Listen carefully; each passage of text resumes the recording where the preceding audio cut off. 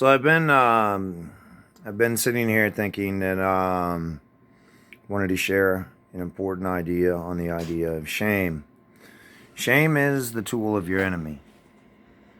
Words are how they get to you with that shame. And now we're finding out that they just have taken the gloves off and they're willing to attack everybody around them.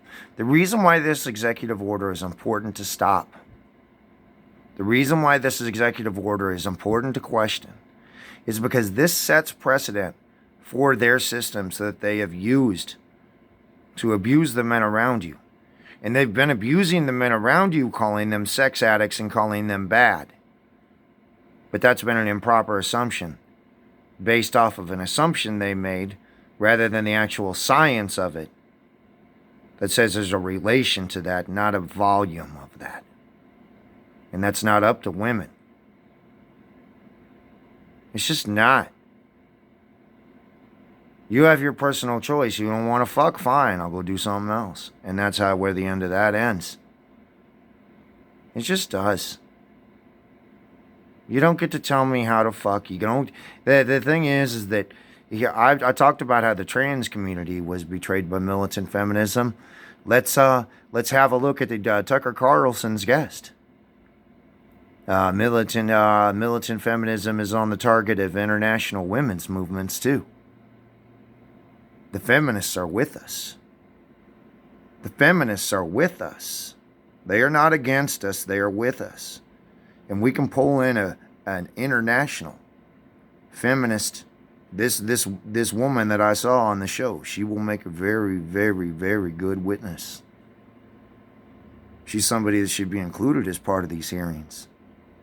You see, the thing is that your enemy is surrounded on all sides right now. So they're going to scream louder and threaten more. The trick is just not to give a fuck.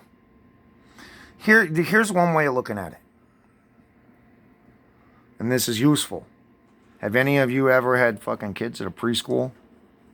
Have you ever had to walk into a preschool and get your kids out of a preschool? Have you ever been there when it's been a bad day at preschool and all the kids are sad and stuff? It's literally like hanging out with a bunch of preschoolers who are screaming and hollering. Shame is the name of their game. And what they've done with their shame is they've restricted how you speak. And they've restricted the words that you use by instilling you with fear. That if you use those words, they're going to destroy you. Who can say radical feminism? Who can say black supremacy? What are the punishments for these things? I guess my advice in this situation is to put the screws to these motherfuckers and to let the whole idea of shame go and use this language for what it exactly is. Call it exactly what it is.